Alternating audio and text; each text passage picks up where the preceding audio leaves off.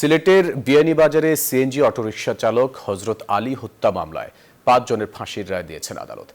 এদিকে আদালতের সাক্ষ্য গ্রহণের পর থেকেই পলাতক রয়েছেন আসামিরা। পলাতক আসামিদের দ্রুত গ্রেফতার করে ফাঁসি কার্যকর করার দাবি স্বজনদের। বিস্তারিত ডেস্ক রিপোর্টে।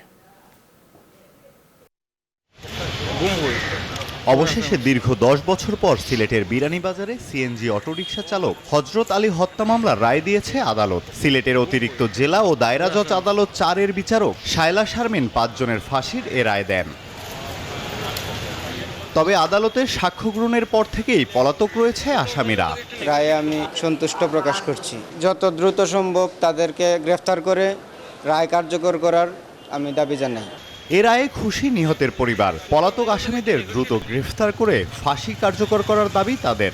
এই ৫ জন আসামি যখন যুক্তিতর্ক হয় তখন থেকেই পলাতক হয়ে যায়। তারা আজকেও হাজির ছিল না। সর্বোচ্চ সাজা হিসাবে ফাঁসির রায়টা যাতে বহাল থাকে সেই আশাই করব। রায়ে সন্তোষ প্রকাশ করে রাষ্ট্রপক্ষের আইনজীবী জানান, এই রায় সিলেটের জন্য মাইল ফলক হয়ে থাকবে। দীর্ঘ প্রক্রিয়া শেষ করে আজকে আমরা যে ফলটা পেয়েছি আমরা তাতে সন্তুষ্ট। মাননীয় আদালত একটা যুগান্তকারী রায় দিয়েছেন, এই রায়ে আমরা সবাই খুশি।